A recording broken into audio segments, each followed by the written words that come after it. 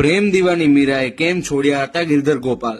મેવાડાની રાજકુમારી મીરા જેને મનથી વરી ચૂકી હતી એ કાળિયા ઠાકોરજીની મૂર્તિ એના માટે પ્રાણથી પ્યારી હતી. બાળહઠ થકી એણે આ મનોહર મૂર્તિ મેળવી હતી અને નાનપણથી જ એની સેવા પૂજા મીરાબાઈને હસ્તક હતી. વર્ષો પછી મીરાબાઈ સંઘ સાથે દ્વારકા જઈ રહ્યા હતા ત્યારે એમણે અત્યારના સુરેન્દ્રનગર જિલ્લાના લીંબડીથી 15 કિલોમીટર દૂર આવેલા શિયાળી ગામ ખાતે ચોરામાં રાત્રિ રોકાણ કર્યું હતું. અત્યારે આ સ્થળે કેશવરાયજીનું મંદિર છે.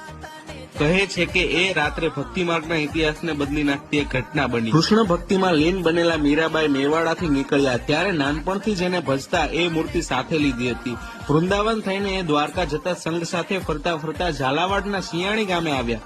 ગામના મુખ્ય ચોરામાં એમને રાત્રિ રોકાણ કર્યું ત્યારે મીરાબાઈએ ભજન કીર્તન શરૂ કર્યા. કીર્તન સાંભળીને સામેના દરબારગઢમાંથી રાણી પોતે ચોરામાં આવ્યા.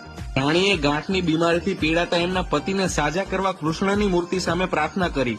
સવાર પડતા જ ચમત્કારિક રીતે રાજવીનું દર્દ દૂર થઈ ગયું. રાણી સમજી ગયા કે એમની મનોકામના મનોહરની મૂર્તિના દર્શનથી પૂરી થઈ છે.